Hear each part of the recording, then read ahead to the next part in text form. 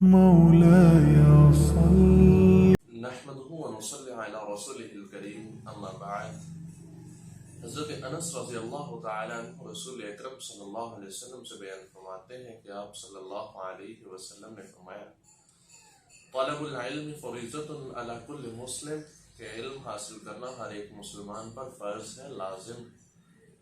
لہٰذا وہ علم کی بنیادی حد کیا ہے جس کا سیکھنا ہر ایک مسلمان پر وہ فرض ہے، لازم ہے، اس کے ذمہ ہے۔ علماء کرام نے اس کی 4 قسمیں بیان فرمائی کہ ان 4 طرح کا علم حاصل کرنا ہر ایک انسان کی بنیادی ذمہ داری۔ ان میں سب سے پہلی چیز کہ اپنے عقائد کی اصلاح کے لیے بنیادی علم کا حاصل کرنا۔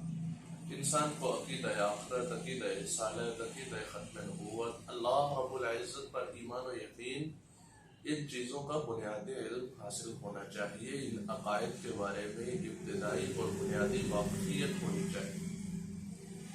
دوسری چیز کہ انسان کو اپنے روزمرہ کی عبادات سر انجام دینے کے لیے نماز، روزہ، زکوٰۃ، ان کے بنیادی مسائل اور طریقہ کار سے اچھے طریقے سے واقفیت ہونی چاہیے۔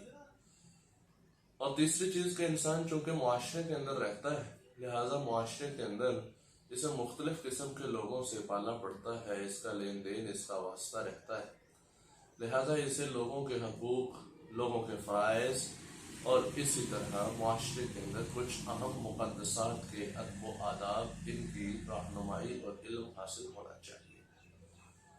اور چوتھی چیز کہ اسلام نے معاش کو دین کا ایک حصہ قرار دیا، لہذا اس معاش کو، اپنی روزی کو بہتر اور حلال طریقے سے کمانے کے متعلق انسان کو بنیادی علم ہونا چاہیے۔